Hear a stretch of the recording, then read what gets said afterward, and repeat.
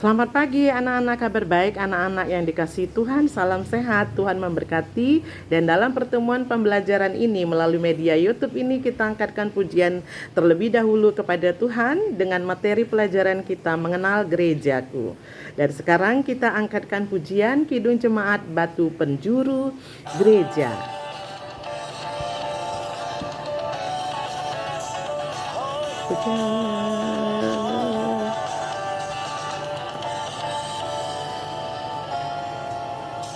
Batu penjuru gereja dan dasar yang esa, yaitu Yesus Kristus, pendiri umatnya.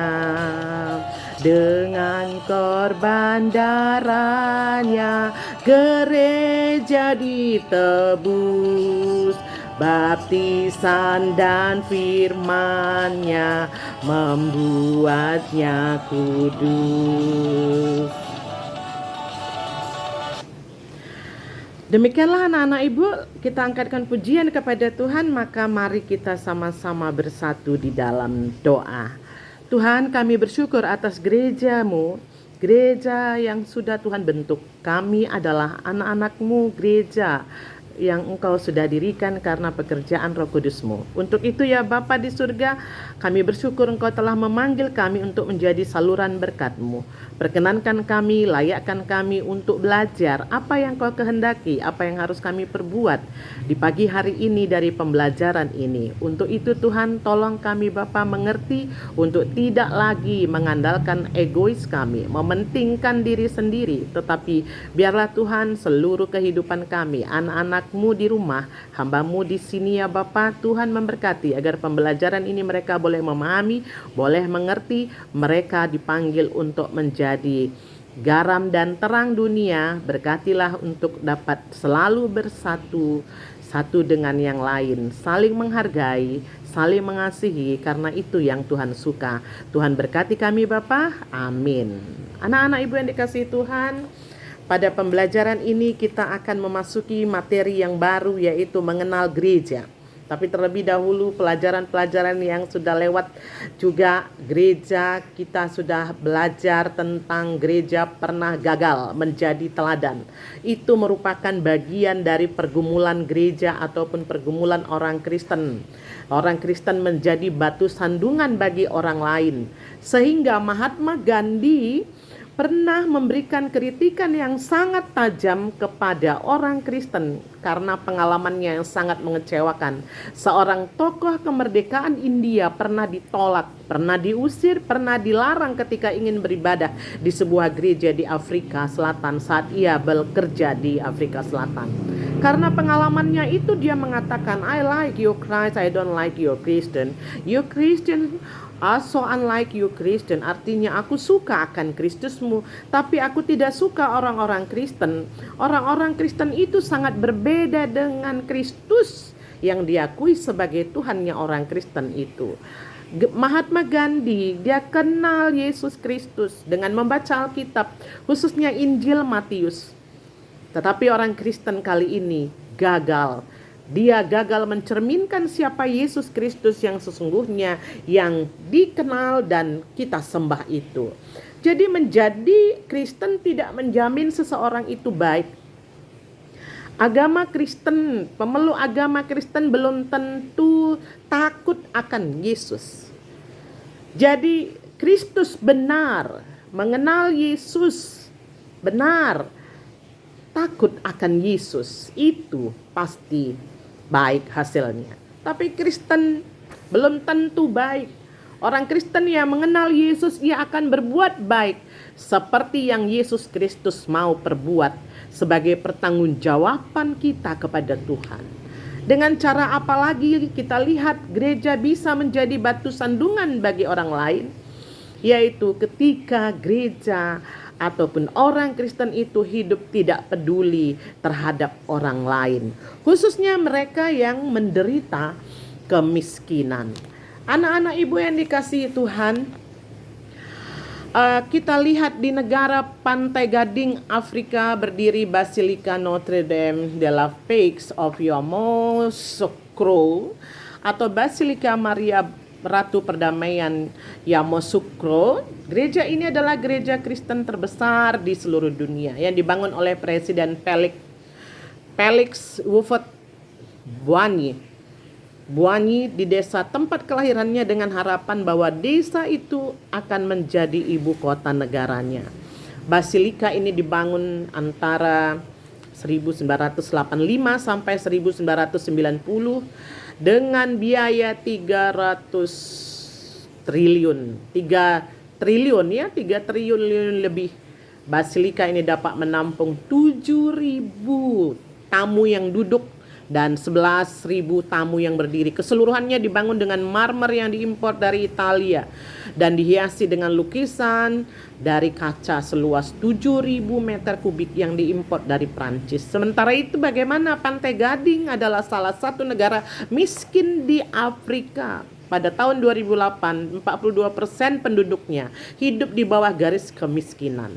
Mereka hidup dengan penghasilan sekitar 13.000 cuman per hari. Karena itu sungguh sangat memalukan ketika gereja yang sangat mewah dibangun di tengah-tengah kemiskinan masyarakat sekitarnya yang luar biasa.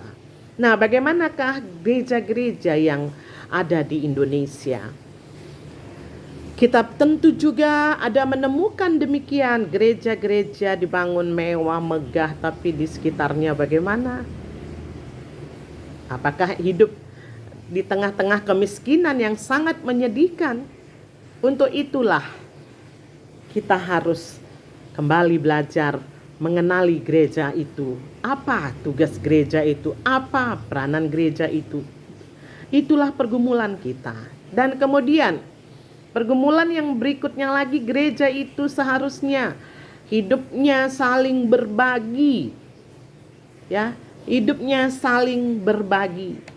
Gereja itu bisa kita lihat gambaran dari gereja jemaat mula-mula di Kisah Para Rasul 2 ayat 1 sampai 7. Bagaimana dikatakan di sana bahwa di dalam Kisah Para Rasul 2 ayat 1 sampai 7 ini, kita melihat pembelajaran pagi ini, semangat dan ketekunan umat dalam melakukan perjumpaan dengan Tuhan. Ada semangat. Mereka bertekun dalam pengajaran rasul-rasul dan dalam persekutuan. Mereka selalu berkumpul untuk memecahkan roti dan berdoa. Dan dengan bertekun, dengan sehati mereka berkumpul tiap-tiap hari dalam bait Allah. Mereka memecahkan roti di rumah masing-masing secara bergilir dan makan bersama dengan gembira, dengan tulus hati sambil memuji Allah. Dan mereka disukai semua orang, dan tiap-tiap orang Tuhan tambahkan setiap hari jumlah mereka yang diselamatkan. Kisah Para Rasul 2 ayat 42, ayat 46 dan 47. Dari gambaran ini, dari gambaran gereja perdana ataupun gereja mula-mula ini, diharapkan gereja mula-mula ini ada persamaan dengan gereja kita sekarang. Ya, gambaran yang dijelaskan dalam Kisah Para Rasul 2 ayat 1 sampai 7 tadi itu seharusnya ada persamaan dengan gereja-gereja kita sekarang ini. Jadi penjelasan Alkitab tadi memberikan sebuah cakrawala pemahaman bahwa gereja dapat bertumbuh, anak-anak ibu, dapat. Jika apa? Jika orang-orang pilihan Allah. Satu tadi kita lihat persamaannya ya, kembali ke jemaat mula-mula. Mereka bertekun dalam pengajaran rasul-rasul. Kedua, mereka bertekun dalam persekutuan, memecahkan roti dan berdoa. Mereka berkumpul tiap-tiap hari dalam bait Allah. Mereka memiliki kegembiraan dan ketulusan selalu memuji Allah. Segala kepunyaanku adalah kepunyaan bersama. Jadi paling tidak supaya gereja itu benar-benar diberkati Tuhan, disukai oleh Tuhan, disukai semua orang, maka gereja itu tetaplah menjadi orang-orang yang bersatu. Semua orang yang menjadi percaya itu tetap bersatu. Jadi enggak terpecah. Mari kita kenal gereja, kita mengenal gereja. Tetap bersatu. Di Kisah Para Rasul 2 ayat 44 dijelaskan di sana gereja tidak egois, melainkan mereka membagi-bagikan harta mereka kepada semua orang dan hidup dengan secukupnya, sehingga setiap orang dapat hidup dengan cukup pula. Nah, maka persamaan yang diharapkan juga agar gereja sekarang ini dapat disenangi oleh Tuhan.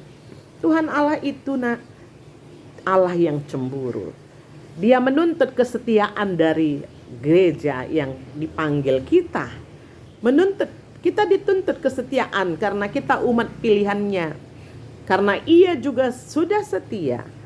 Dia tuntut kita setia. Dia tidak mau disejajarkan dengan ilah-ilah yang lain. Sebab Tuhan Allahmu adalah Allah yang cemburu di tengah-tengahmu, supaya jangan bangkit murka Tuhan Allahmu terhadap engkau, sehingga Ia memusnahkan engkau dari muka bumi. Ulangan 6 ayat 15. Kita nggak mau dimusnahkan dari muka bumi ini kan. Untuk itu kita diminta setia kepadanya. Jadi cakrawala dan orientasi tujuan hidup dan kehidupan kita, gereja, selalu diarahkan kepada Tuhan. Demikianlah jemaat mula-mula itu. Jadi konsep pemahaman orang Bali ya mengatakan kepeken ngalih bati, kepura ngaturang bakti.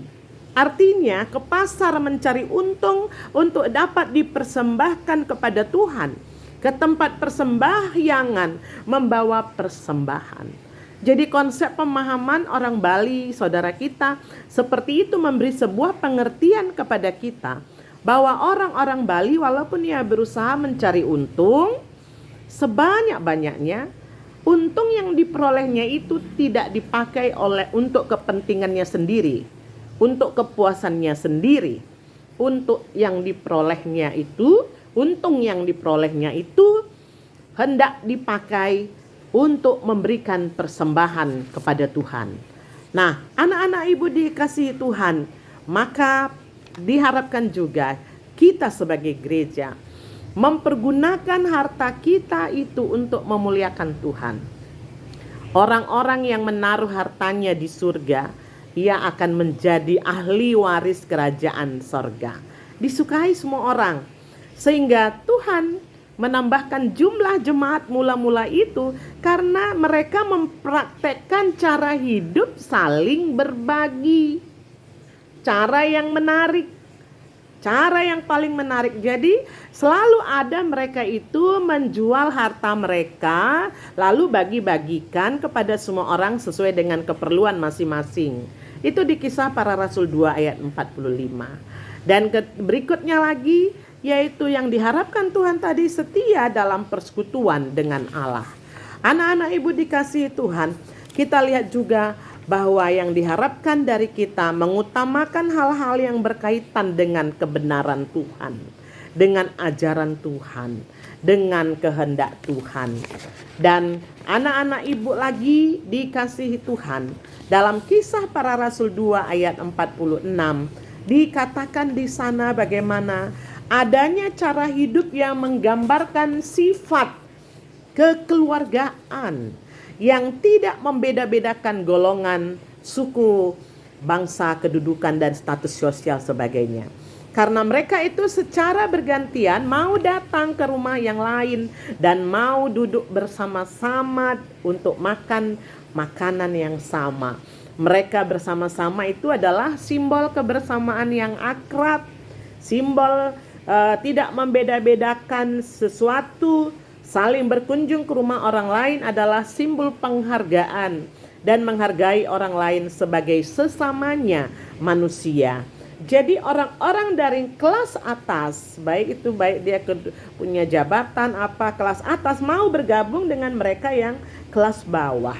Orangnya seperti contoh kita lihat Onesimus, dia seorang budak yang juga disebut oleh Rasul Paulus dia sebagai anaknya, sebagai anak yang disayang oleh Rasul Paulus. Jadi di sini kita lihat bagaimana disapa dia sebagai anak buah yang diberkati oleh Tuhan. Nah, anak-anak ibu yang dikasihi Tuhan, pada kesempatan kali ini itu hal-hal yang perlu kita teladani.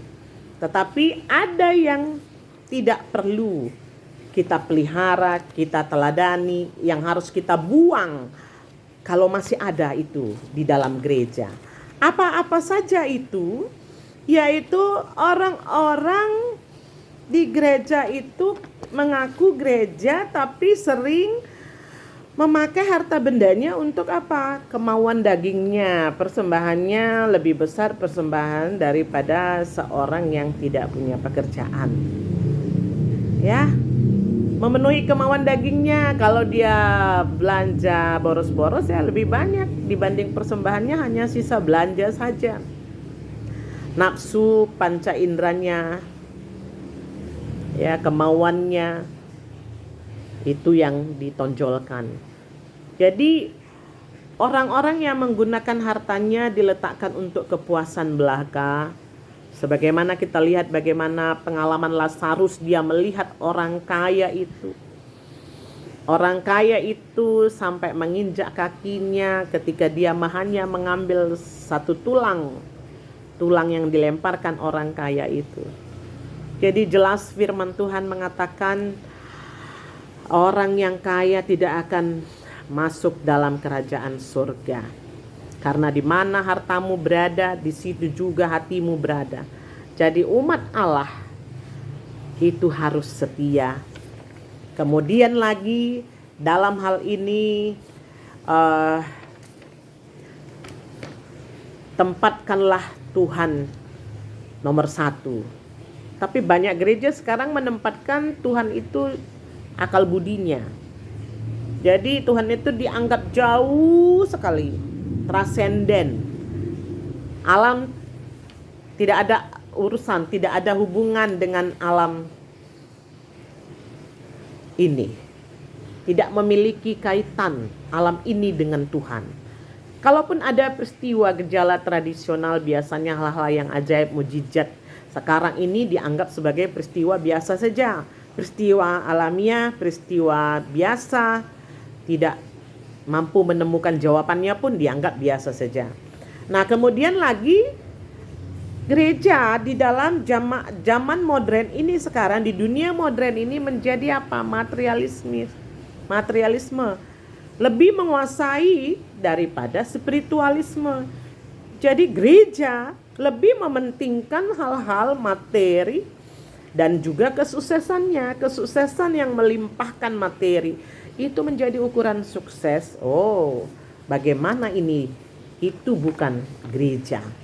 Jadi manusia yang dikuasai oleh hawa nafsu tidak pernah puas untuk menguasai dan memiliki sebanyak mungkin benda-benda materi. Itulah yang materialistis. Karenanya manusia itu dijiwai dengan peristiwa persaingan yang tinggi dengan sesamanya, saling menjatuhkan, saling merebut, saling menghakimi, bahkan saling membunuh.